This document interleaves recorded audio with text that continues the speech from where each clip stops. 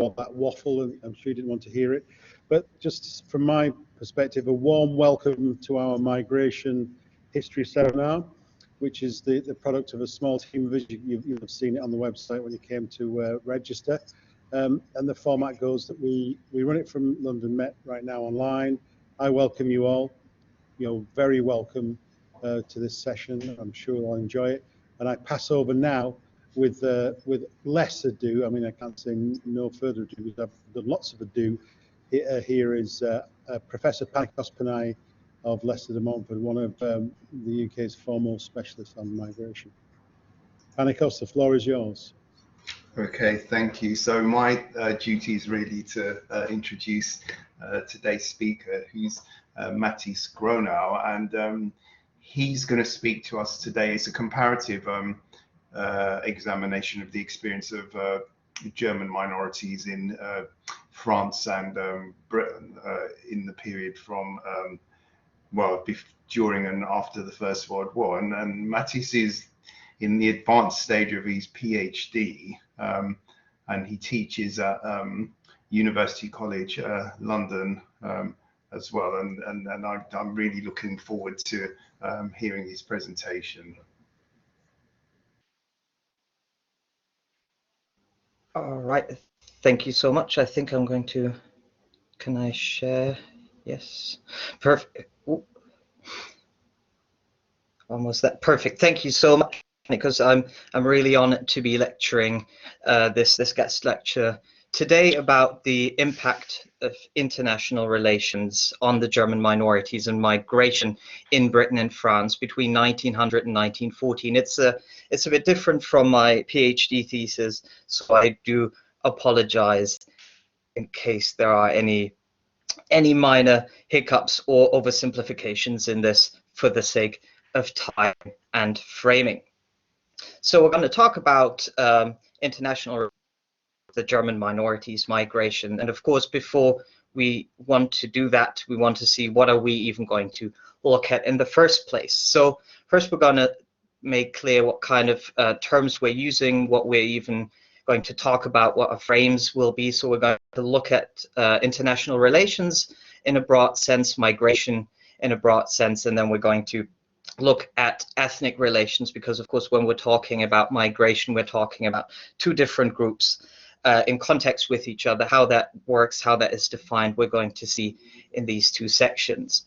Then we're going to look at what we even, what kind of setting, if you want to think of this as a place, what is our set going to be, where our actor is going to play, what we're going to look at, and that is going to be the final decade and a half of the so-called long 19th century. From there on, we will see how German foreign policy and migration connected. So we do have this connection between the migrants, those German migrants, Britain and France, and German foreign policy, German international relations. This we're going to look at individually, first at the Anglo-German relations, more specifically. There we're going to look at the German community in that region, and of course the impact that those relations potentially had on that minority, on that ethnic community. Then we're going to do the same with France and the Franco-German relations, the German ethnic community in France, mainly Paris. And then from then we can hopefully arrive at more knowledge, at a conclusion that will help us to identify how international relations might impact migration. So if we are looking at international relations, a very broad kind of definition of it would be the study of transborder interactions of different types of actors. The defining features of these interactions are their social and political relevance. So we do see the social aspect of it already. As we look at a community, this will be an important aspect later. The individuals you see on the right are indeed connected to both the time frame and the topic of international relations, as the studies of international relations, as it is argued, somewhat found its birthplace in the aftermath of the First World War, with the goal of no longer having any world wars after the first one. And here you can see four very important individuals meeting at the end of the First World War in 1918, and from left to right that would be David Lloyd David Lloyd George, Prime Minister of Britain, Vittoria Orlando, representing Italy at the Versailles talks, Georges Clemenceau, the President of France, and Woodrow Wilson, the President of the United States. So we do see that this is an important time of the birth of the study of international relations, but of course a time where international relations already were quite important within the context of politics. So of course this kind of definition of international relations is quite a broad one. Even broader, you could differentiate it into two main approaches. If you will, you could have the structural approach, which rather looks at institutions as players within these border interactions, and then there are individual approaches, which rather look at the individual players both within the institutions and outside of those. So this is roughly kind of the dichotomy that you could draw in a simplified way on this approach. And within our study, we will see somewhat of a mixture of approaches. We'll see institutions and individuals as player in this nexus of international relations. So as we've seen, this kind of definition of international relations had social and political aspects, but of course it did not mention the plane of migration. And this is where a subfield, the international migration and ethnic relation, comes in.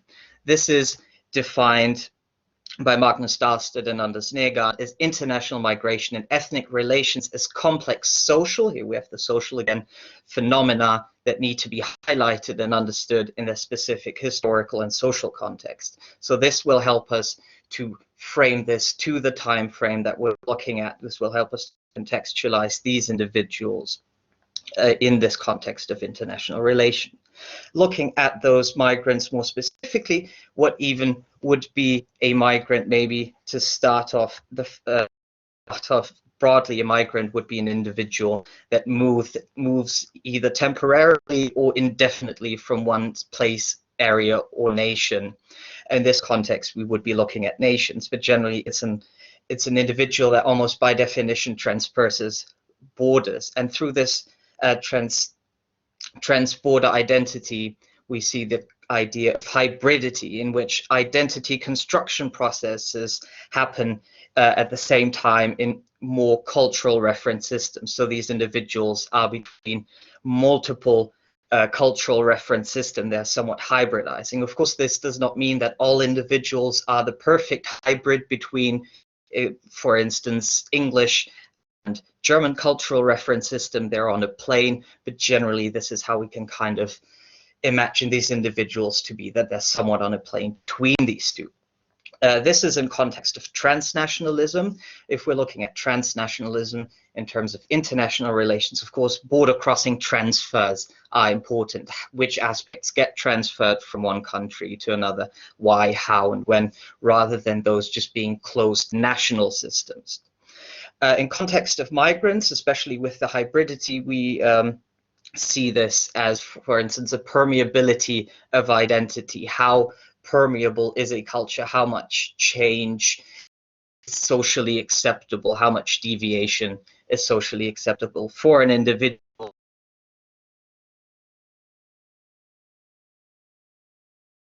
For an individual to move within this realm of hybridity. So we kind of have a rough idea what international relations are. We have a rough idea how that connects to migration. We now have a rough idea of what migrants are and from what perspective we will be looking at them through. And now we're going to actually go into our time, and this is where we're starting to connect this to the long 19th century. So the long 19th century is usually coined as well because a rough lineage usually puts it from 1800, 1815 to 1914. So it's a longer kind of idea. It transgresses these idea of century borders. Finally, 1800 to 1900. It's a bit longer, usually in comparison to the short 20th century, which ends with the end of the Cold War. So you do see this as a time of massive change. But it's not just a time of massive change as much as it is a time of synchronicity. Stefan Manz, who we're going to hear from a bit later, talks about this in this kind of 19th century decade, especially in the post-1900s, in terms of a rapid growing globalization compared to a rapid growing nationalism. So on the one hand, you have transnational movements, you have transnational trade, while also rising national focus, nationalist sentiments, and blockading of international trade at the same time. This also, of course, this nationalism, you can see in these rising tensions between the military blocs, the Entente, and the Central Powers, which start to crystallize around these decades. Similarly, we also do see a massive increase of scientific progress. So this is an important aspect to keep in mind in this development, is that although newspapers, of course, were already established and telegraph lines had been for a couple of decades, these were still somewhat new and massively booming at the time. So how information across borders, for instance, was exchanged,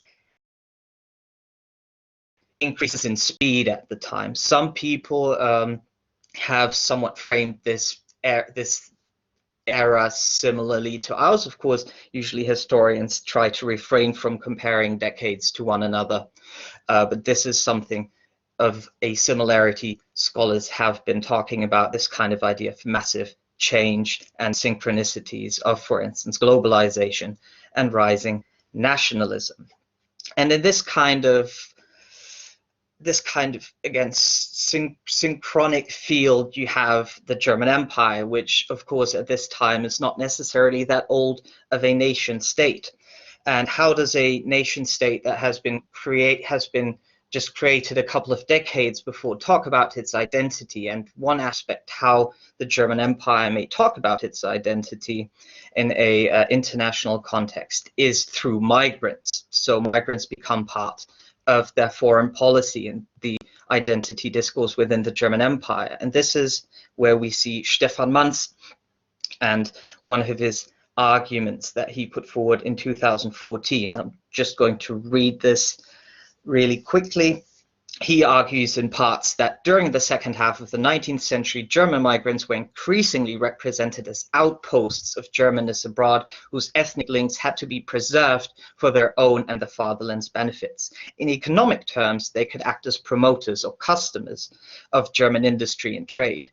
In cultural terms, they could disseminate a supposedly superior Germanic culture and elevate the inferior cultures of their host societies. In political terms, they could be used to legitimize territorial claims, especially in Central and Eastern Europe. So you do see from the perspective of the German Empire, German migrants are to be seen as to the German Empire, as well as it can between German international talks more closely about this issue. And of course, we cannot just link all individuals, Germans, to a monolithic block of ethnic Germans with a German identity connected to an empire, but you do see a trend of connectivity.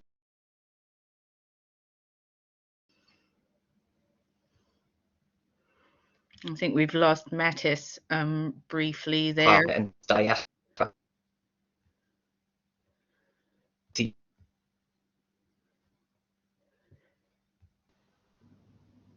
Sorry, folks, bear with us. Yeah, sorry. Yeah, I was going to say. Can you hear me better now? Yes, that's good. Thank you. Can you hear me?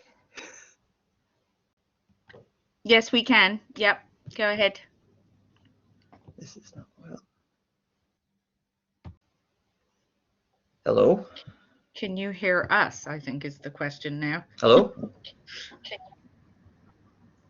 I can can hear you right now, yes. Okay, brilliant. Perfect. All right. I don't fully know where I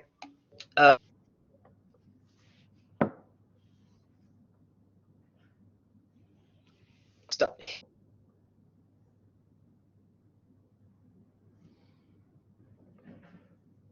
German diaspora.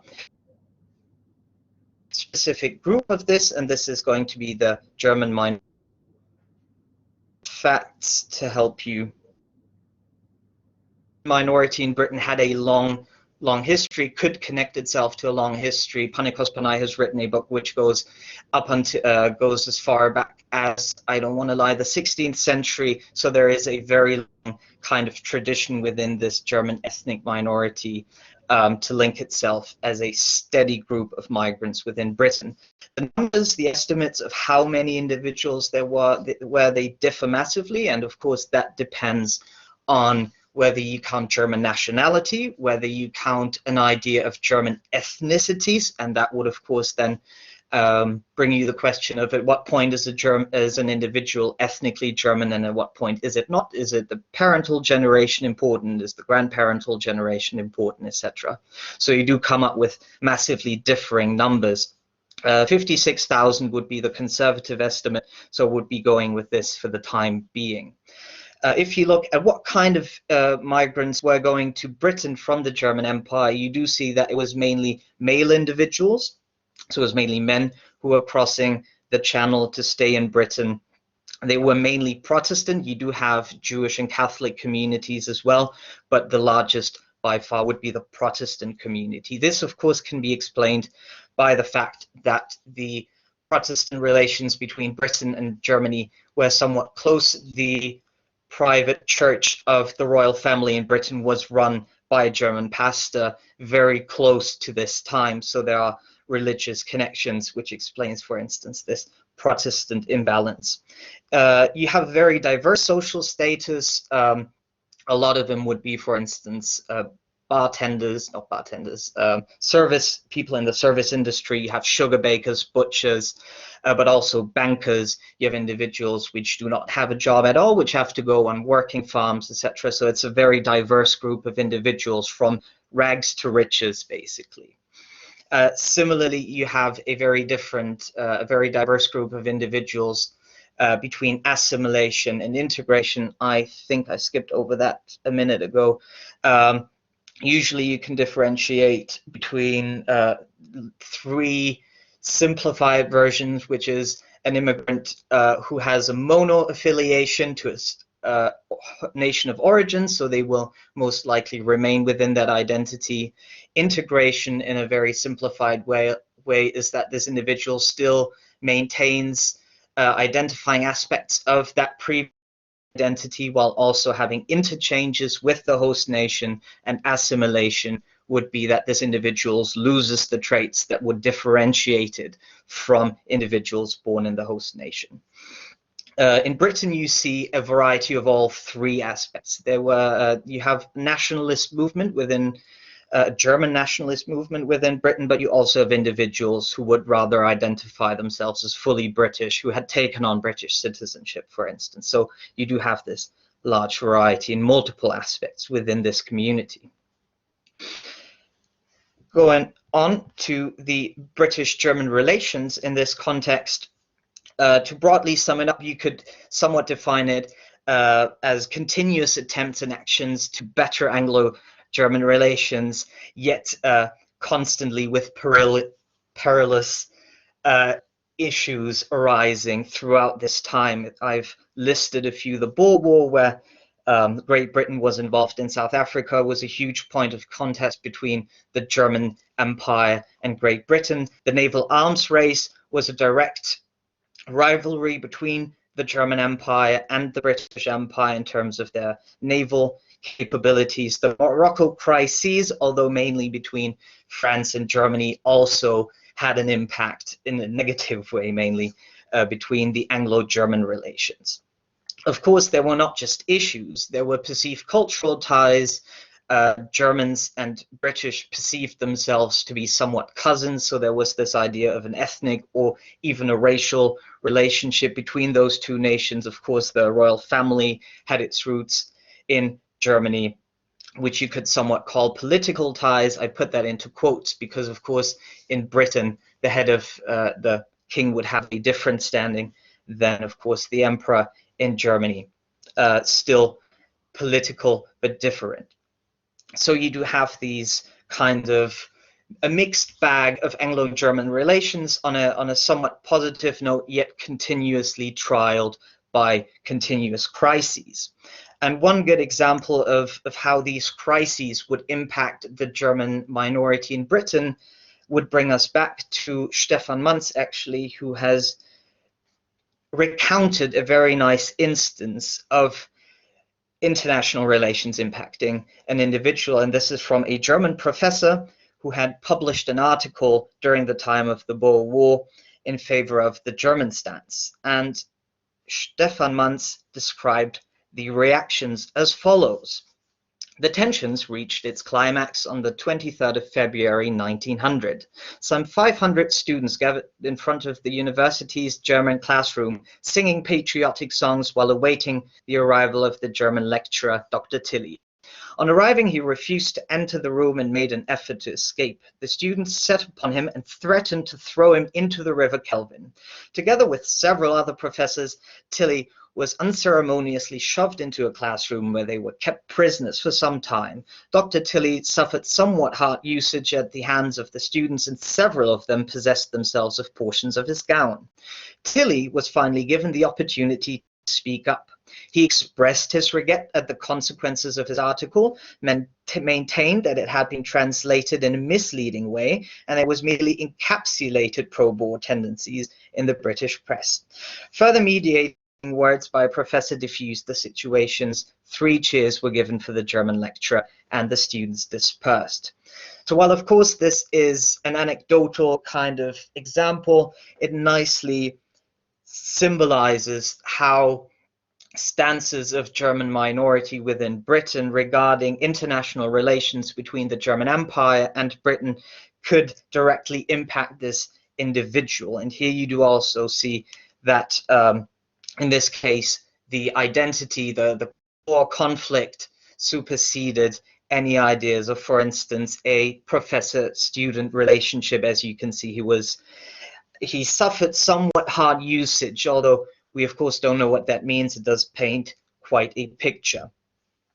So to look at other impacts on that minority, we can kind of sum this up as intercultural nationalism. You have nationalist individuals which still openly talk about both identities. A good example of this intercultural nationalism, for instance, has been done by Katja Krebs about the German theatre in London, which at the beginning of the 1900s would play German theatre plays targeted at an English audience in order to entice them for German culture.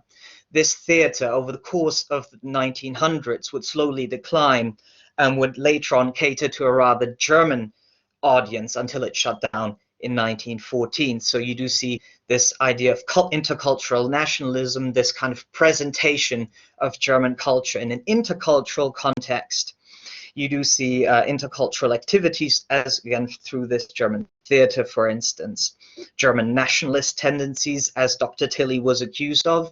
Of course, he was not necessarily the innocent party in this little dispute. But if you look, for instance, at the consequences of these tensions, if we look at the German theatre's development, we do see that with rising tensions leading up to 1914, we also do see a rising reclusiveness. German culture is not necessarily shown or portrayed to an English audience, but rather is just an enactment. So you do see a rising reclusiveness. Of course, this is in a nation that you see had quite positive relations between Germany up until the First World War, at least in comparison to the German minority in France. And we're going to look at the German minority in France in a second. Right here, we have around about 100,000 Germans in France. The numbers again are slightly debated, but 100,000 here seems much more likely, mainly because we have different forms of migration happening. Here we see that the German migrant group in France is mainly female compared to the mainly male migrant group in Britain. About 2/3 of the German population in Paris were female, mainly working in jobs such as nannying, for instance. They were also mainly Catholic compared to the mainly Protestant migrant group in Britain. Again, this kind of again mirrors the majority population, which of course was Catholic. I cannot necessarily go into the issues of Catholicism and the French Third Republic right now, but within the majority population, at least nominally, they were Catholic. Again, you do see a diverse social status. You do have individuals which are quite wealthy and individuals which are quite poor. You have rich artists which would meet in the international Café du Dôme, as well as individuals which would again have no job. Still, you do have a somewhat strong dichotomy between individuals which would come from a rural German background to experience the metropole of Paris, as well as individuals who were already cosmopolitan in their idea and who thought that Paris superseded national tendencies. The Café du Dôme, for instance, was an international exchange place of artists. The big number, if we look back, of course, can be argued somewhat geographically. The main focus of migrants was in Nice, Paris, and the northeastern borders, so the two large cities, the capital, and of course the border regions, where you would have quite a lot of temporary migration, seasonal migration. A lot of individuals of these 100,000 migrants were not in France for quite as long as they would normally be. For instance, in Britain, they would usually return. Similarly, the female nannies, usually they would work for a couple of years, gain experience, and then move back. Marijke König, for instance, has written some very extensive research group within Paris at the time. Now, we do see quite some differences. These individuals are much more dispersed in a sense that we do not have things like a German theater. We do have a German church, but it is not as structured as the structures you would have in Great Britain. It's rather seclusive. You do not have as many individuals which would fully identify themselves as French, unless, of course, we take in the Alsatian identity into account here. But for the sake of framing, we cannot talk about this very, very complex field. But still, those individuals which were not from Alsace-Lorraine, which had moved to France, usually would rather remain German and move back, not get French citizenship. Now, this, I would argue, is in part due to the Franco-German relations. So the Franco-German relations can be quite almost simply be summed up or defined by the Franco-Prussian War in 1871. This kind of Franco-Prussian war, some individuals have argued for an even longer Franco-German antagonism going back hundreds of years, but this was the most recent point of contempt between these two nations. This went as so far as, contrary to, for instance, between Britain and Germany, French civilization was seen as the antithesis to German Kultur. So these countries viewed themselves not only as enemies on a political level, but also as culturally completely opposite. You can see on the right here the different ideas of the Franco-Prussian War. Of course, while the Franco-Prussian War in Germany had a very, very high place in terms of positive cohesion and national identity, in France this was much more of a trauma. You have revanchisme. Alsace-Lorraine comes back into the frame, and of course within a colonial context, going back to the Morocco crises, you do see that continuously throughout this time these two countries see each other as enemies, as arch enemies, or as Erbfeinde, as hereditary enemies. Goes into blood almost in this kind of idea. So how does this relationship, these international relations between these two nations, the German Empire and France, impact a German minority, a German public? Of course, a public is aware of these relations and of course is part of these relations. And we do find a very poignant account from not a scholar and not even a German, but an Austrian. And this is the recounts from Stefan Zweig after the Second World War, recounting his time in France. And he recounts this story of being in the cinema, watching the news in the cinema, and suddenly, to put it in his words, the third picture was Emperor Wilhelm visits Emperor Franz Joseph in Vienna. The moment that Emperor Wilhelm appeared in the picture, a spontaneous wild whistling, stamping of feet began in the dark hall. Everybody yelled and whistled, men, women, and children, as if they had been personally insulted. The good-natured people of Tours, who knew no more about the world and politics than what they had read in their newspapers, had gone mad for an instant. It only lasted a second, a single second. Other pictures followed, and all was forgotten. So you do see that a political representation of Germanists and the German Empire, Emperor Wilhelm, is just shown on screen, evoking an extreme negative reaction in a crowd, which of course is aware that Kaiser Wilhelm will not hear him. Still, these emotions are so deeply entrenched that just viewing the representation of the German Empire on screen can cause such a deeply hostile emotional reaction in a small town or in the town of Tours. So you see how emotionally impactful international relations are, and you will see this if we were to go further, you would see this play out in the First World War and the reactions in the First World War, but sadly we do not have the time for that, and I do see that I'm rushing a bit through it, so I hope that is okay. The impact of these negative international relations on the German migrants in France is quite interesting, because we do see that despite very negative relations, emotional hostility, we still see a quite large minority group within France. We also see that there are two distinct layers, that the cosmopolitan reality of superseding national ideas led to intercultural transfer, international transfer between artists. But when it came to a national reality to other individuals, that was still very much an important component, something that was hard to ignore or to flee. We see that these individuals are rather temporary than settled.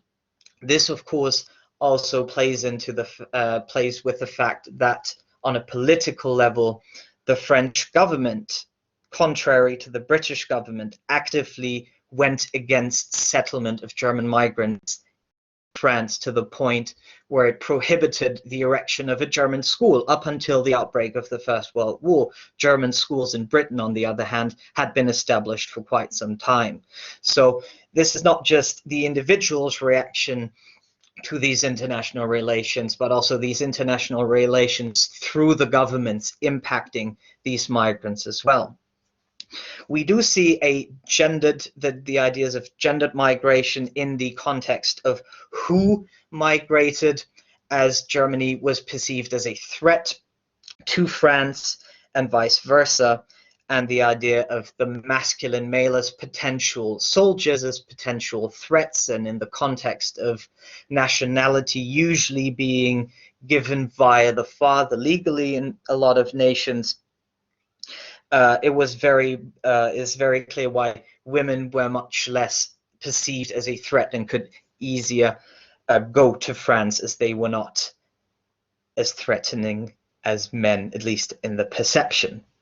In the idea of Britain again, well, compared to Britain again, we do see a much more reclusive group. We do not see a German theatre again. Mareike König describes this minority group at the turn of the century as isolated and dispersed. So what this means, if we think of Britain, it's much more reclusive, perhaps potentially because of this negative environment that they were subjected to. Jill Epstein, in conjunction with, this is on a different slide, so I do apologize. Jill Epstein, together with Gang, have created a theory of adjustment costs in terms of migration. And they do say that the higher the cost of adjusting in a different environment, the less likely an individual is to integrate and is to assimilate.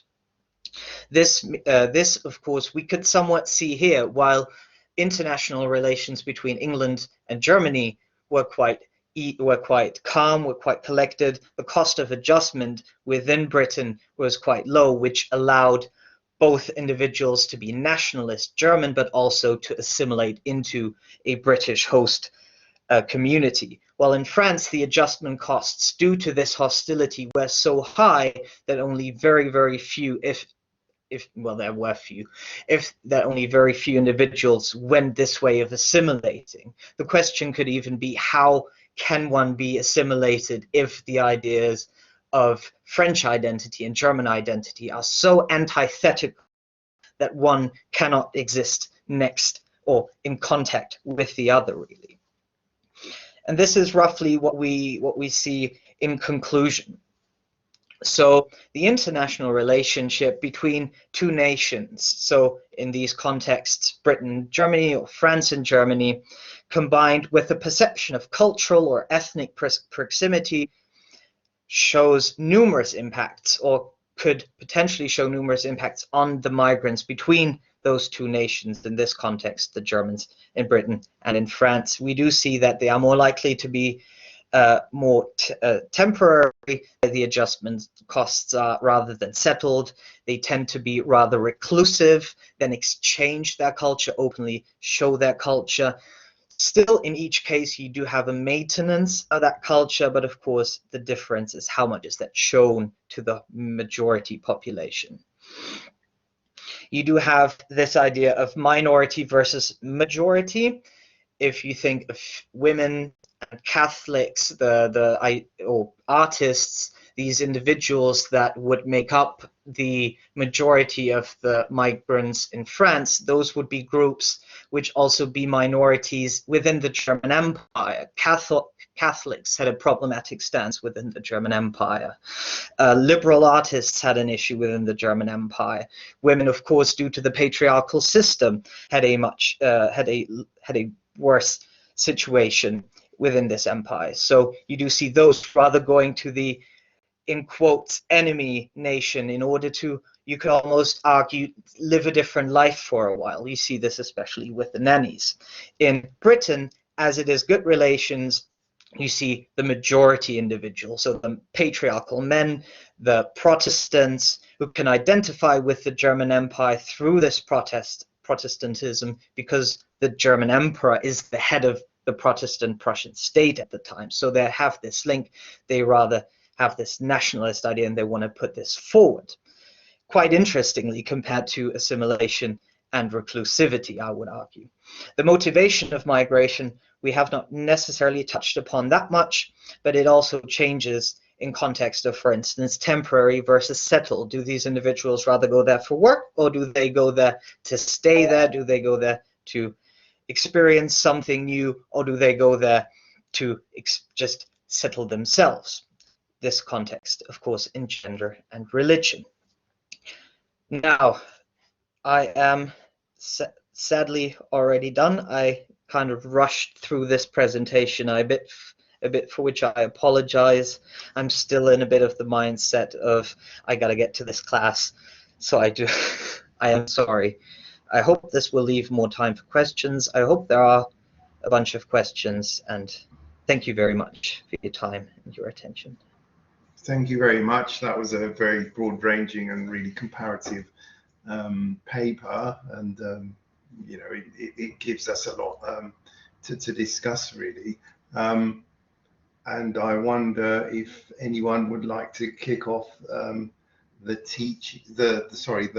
questioning, or maybe on this occasion I'll ask the first one. So I mean, I was interested in a lot of the stuff that you said, so I didn't realize that you know, that's such a large percentage of the Germans in France are Roman Catholics, and I'm quite interested in the put forward that Protestants are coming to Great Britain, and whereas Catholics are going to France. And one of the things you mentioned was that you don't have the development of churches in the same way, German churches in the same way in France as you do in Great Britain. I mean, could that be because German Catholics are attending already existing you know, French Catholic services? That is a very good question.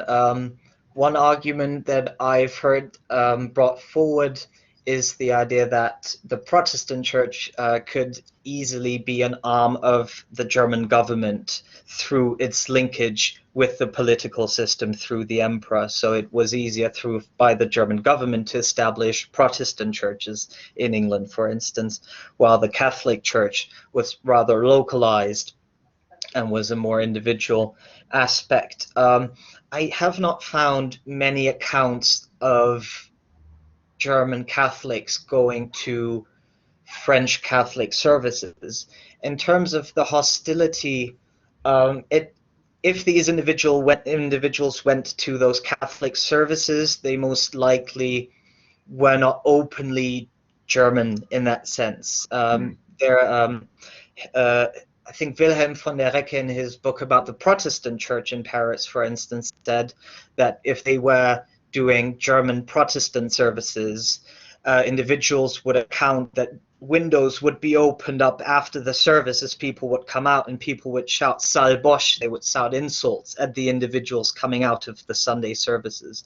So if that happened, then I don't think it would have been openly discussed. if that this hostility is even before World War One. Yes, this is all before World War One. Okay. So we have I'll maybe come back with some questions later. We have a question from Klaus Fischer. Do you know about the origin of the migrants, e.g. north to Britain, south to France? I do not have clear distributions. I would argue that just mainly due to the geographical aspects of the distributions of Protestantism and Catholicism, within Germany you would have a higher chance of individuals from the north going to England and from the south going to France. Actually, it's quite interestingly, there are large connections, for instance, between London and Hamburg. You see this quite clearly, in the same vein that you would see artistic connections between Paris and Munich. So you do see this kind of north closer to Britain, south closer to France, in terms of where the migrants come from, where those connections are established. Yes, very much so. Okay, thank you. We have someone's hand up. I've just got initials GG. Do you want to ask a question? Yeah, in terms of people going from Germany to France being Catholic, would they not have all come from Alsace and Lorraine following the Franco-Prussian War? Yes, that is a very important question. It's good that it's been asked, because sadly the Alsace-Lorraine-Alsatian kind of identity, which functions between the two, and which of course Anglo-German relations don't have, play an important role in this. The individuals who move to France permanently after the Franco-Prussian Wars, those would be individuals who classed themselves as French. They would have received the French nationality upon moving there. The individuals that remained in Alsace-Lorraine either had somewhat of a hybrid identity or a somewhat German identity.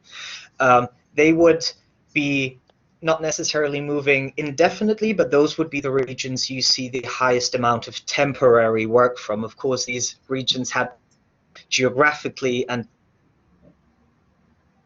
rest of France, so you had just movement before that was now suddenly a trans-border movement, and of course therefore,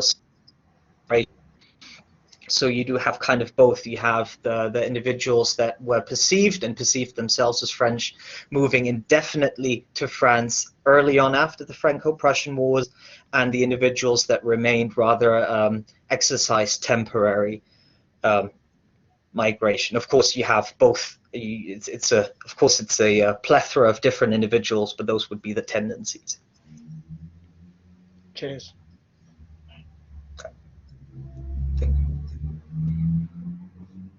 But the people from Alsace-Lorraine, they're not German. Sorry, they're not French nationals anymore, are they? Exactly. In this time we're looking at, the individuals that still remained within Alsace-Lorraine would have German nationality. All the individuals that had moved to France in the year, I think 2 years after the Franco-Prussian War to France, they would have immediately received French nationality. So all individuals that permanently moved to France from Alsace-Lorraine and wanted to move would have done so around 1870, 1871, 1872. Okay, we have a very long question here. Can you see the question in the chat from Dunia Bissar? Yes. Isn't there a contradiction between the idea that German migrants to France would seek a different culture yet couldn't integrate, whereas German migrants to Britain, whilst keeping a strong national identity, would integrate more easily? Could there be other factors in play, e.g. lower status of nannies and women in general? There's a very, very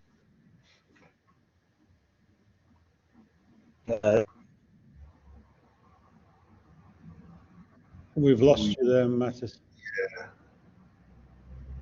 yeah.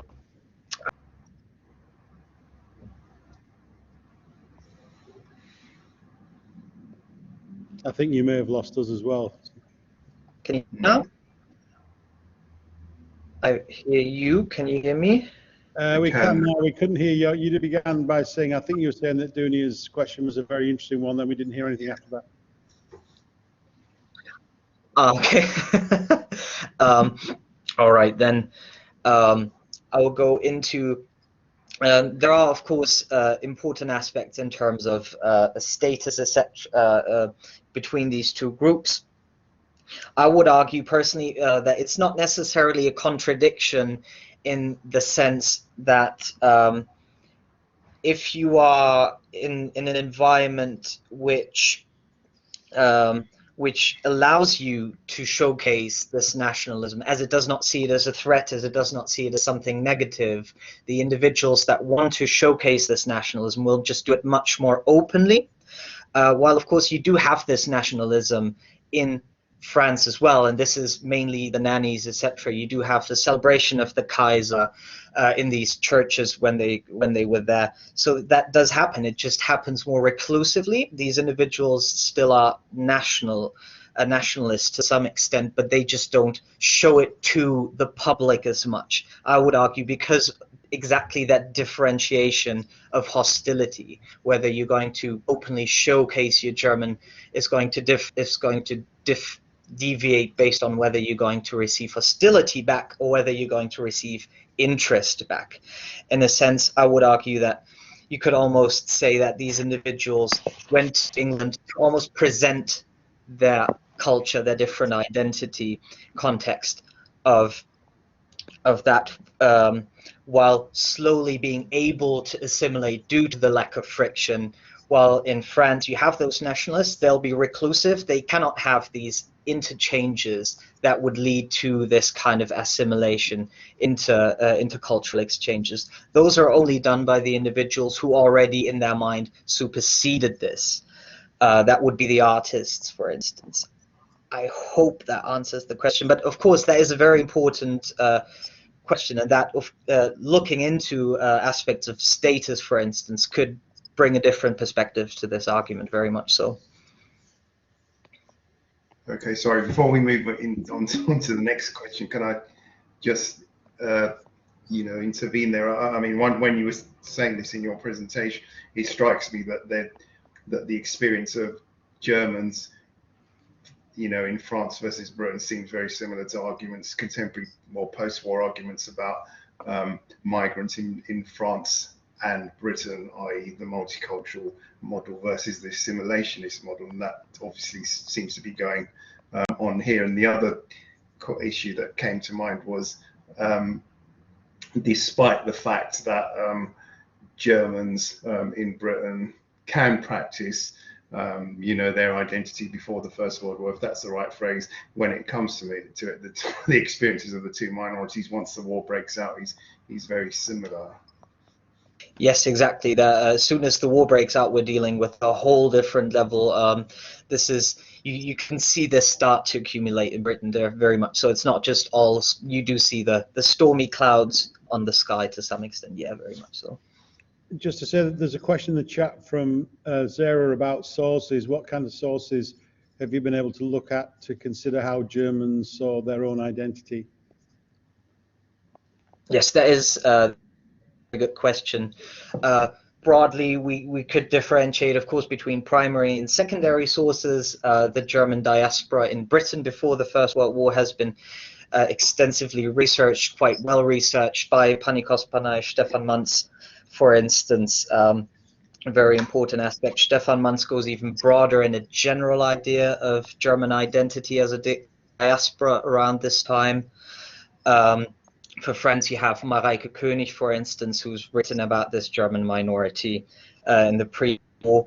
But of course, you also have quite a few primary sources. A lot of these individuals wrote diaries, especially in France and Britain. You see, going back to the scientific advancements or industrial advancements, you see community newspapers, for instance. There was a picture, there were two pictures in the presentation. I glossed a bit over them. But for the British community, you could see a picture.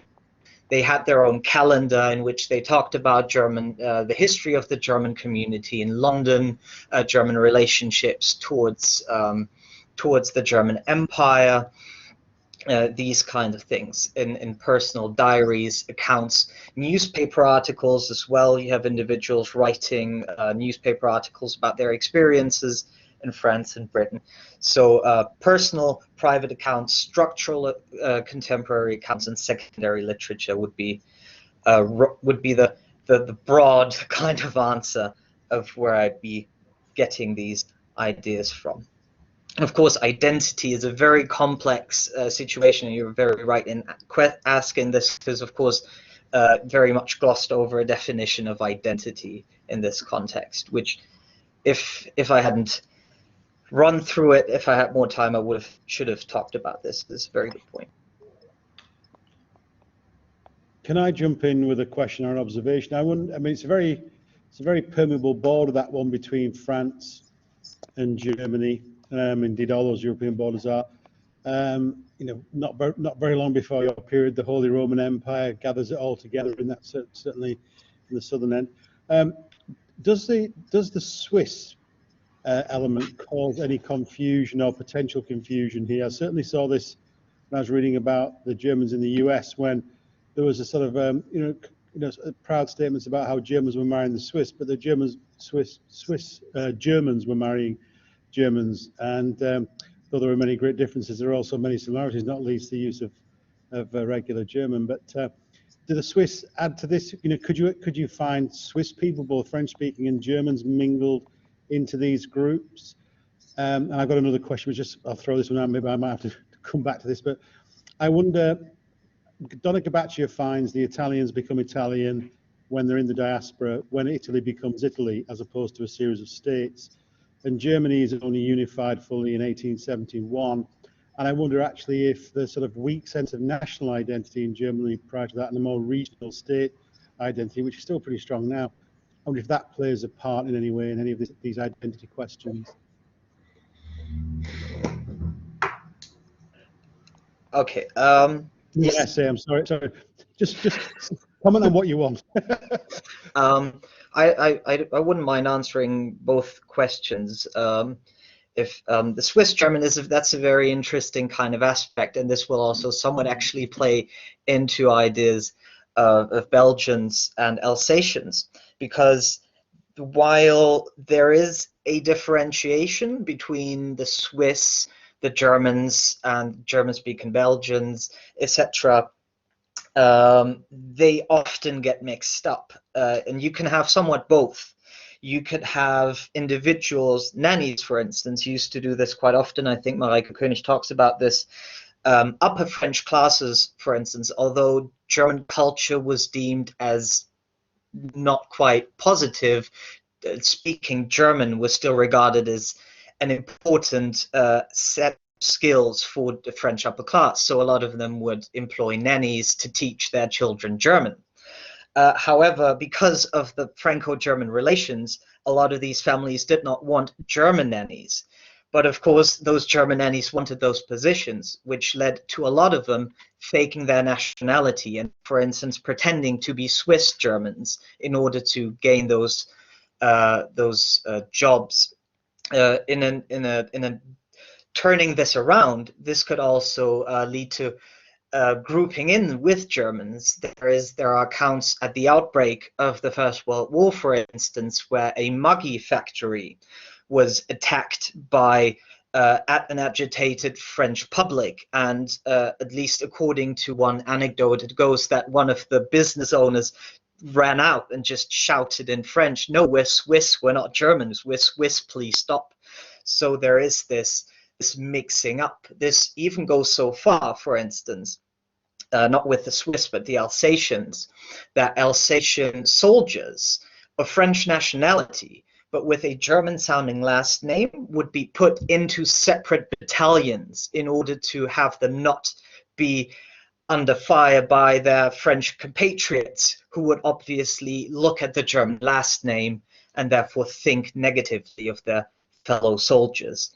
So this went very far in both ways. In terms of German identity, that is a very complicated aspect.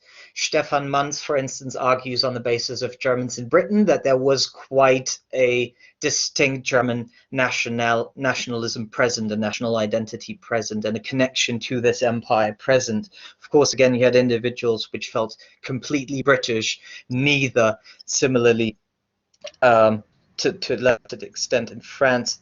But you do see that still being an issue, and this will become much more of an issue when the First World War happens. This is when those kinds of hybridity aspects start to vanish, and you have, I can think of two examples. For instance, you have a man, I think Panikos is that in the book, I wouldn't be surprised, about an old man who was a private tutor, who was supposed to move during the First World War because he was perceived as a German because he had a very thick German accent, until it turned out that he was actually born on Heligoland. At the time, it was still a British piece of land. So technically, he was a British citizen, but he was treated as a German.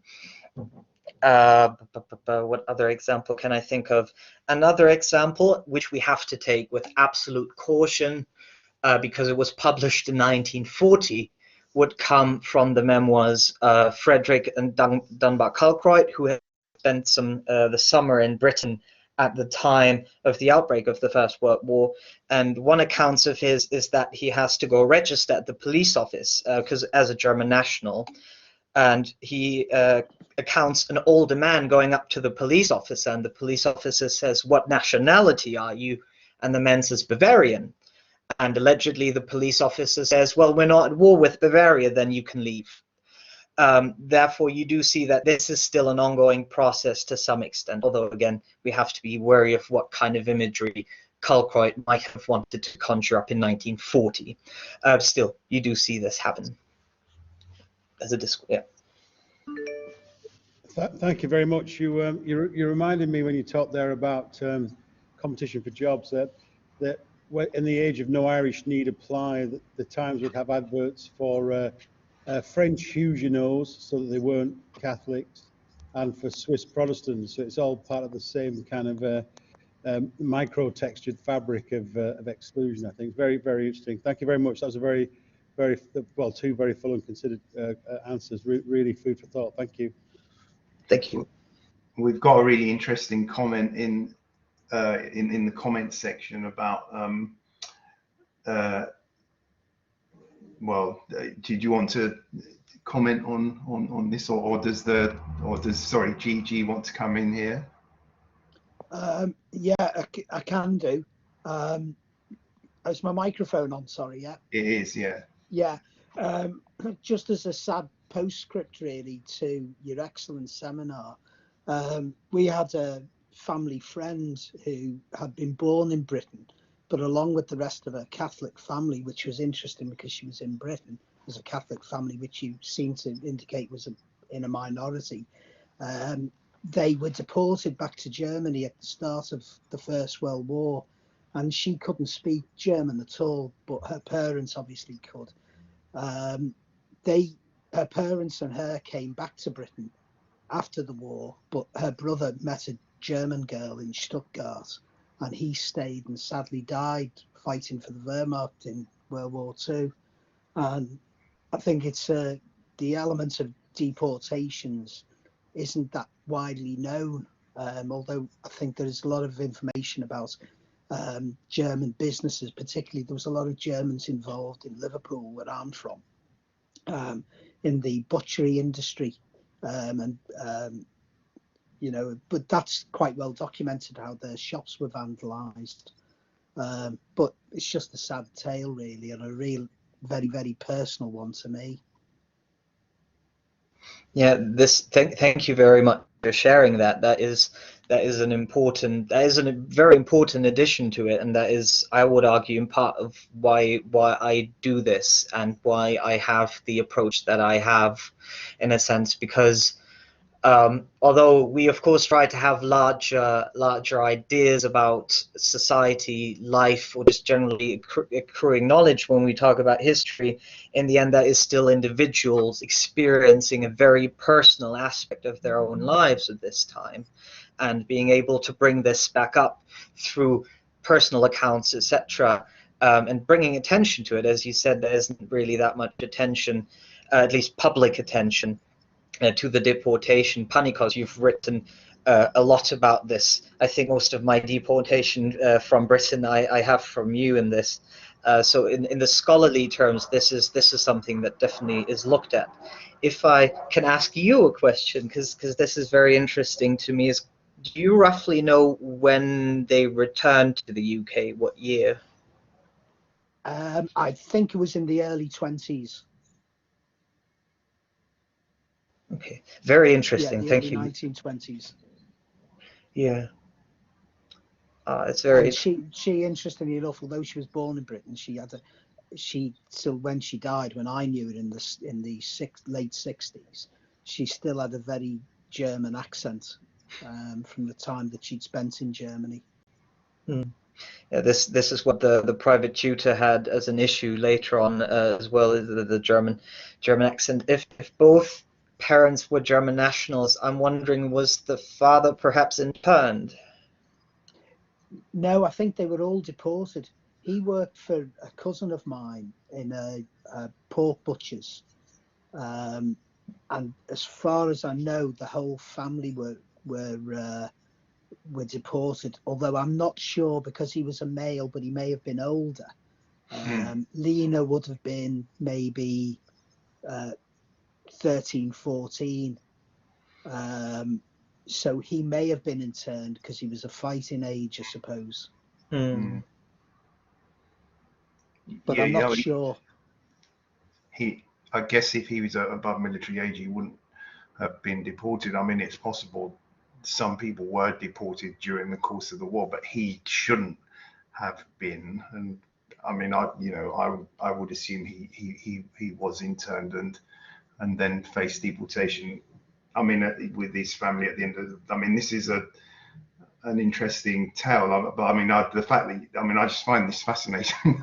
your personal connection with such an individual, because I've come across one or two. Maybe I Mathis might want to as well. Maybe we can make contact after the seminar, because I haven't come across that many individuals or people who know individuals who suffered this fate. Yeah, definitely. Yeah, absolutely. Yeah, I think if you do you want me to put an email address in the chat? Yeah, yes, please, yes. Yeah, okay. Mathis, do you want to add anything? No, I definitely agree. You rarely have, especially. This is why the majority of research concentrates on this time, because usually you have such little accounts of the life after the First World War. Usually these these lives are just in complete chaos during the First World War. They get deported, and then usually they vanish in the fog of history. But that is what makes these aspects so very much important. Yeah, that'd be great to keep in contact. Yeah, And yeah, will do. Lovely. Yeah, thank you. thank you. And I don't know if we have any more further questions coming, but I mean, this may be the last question, but do you just want to say a little bit about, because I know your research goes beyond the First World War, do you just want to make some sort of summary about, you know, the post-World War, First World War period, and then we'll probably call it a day, I think. I can roughly sum it up. So the First World War in both countries would bring high rates of Germanophobia, hostility, and restrictive policies in both nations. In the same vein as I had argued before, in Britain, these measures, they would come, but they would come slower as they would in France. In France, you have the outbreak of hostility almost at the day of the mobilization, which also goes into a much larger idea of internment. Individuals, Germans as enemy aliens, would be interned. And in Britain, this would mean men of fighting age, in order to, of course, keep Germany awake, deprive them of soldiers. While in France, there was no differentiation between men, women, children. At the outbreak of the First World War, all would be interned. And while the majority of women would be repatriated in late 1914s, late 1915s, you do have a much more brutalized discourse in France, although both end up quite racialized, fighting against the kind of perceived enemy threat. In Britain, the main argument is, and this goes doubly so for France, these communities, any form of ethnic life after the war is virtually destroyed. All the churches, all the schools, etc., have been closed down. Individuals that have been deported have massive troubles getting back, if they get back at all.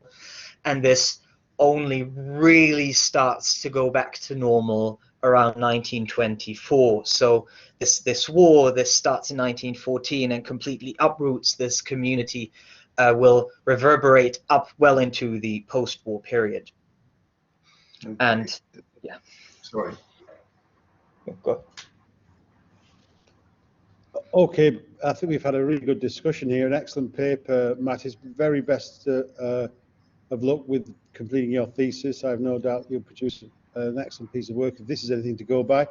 I've just put into the chat our next session. Please do join us. We'll move into the theme of children's welfare, migrations, the history of emotions. Similar period, 1850-1930. But yeah, Mathis, one last time, thank you so much. Really enjoyed that. Could have talked all day.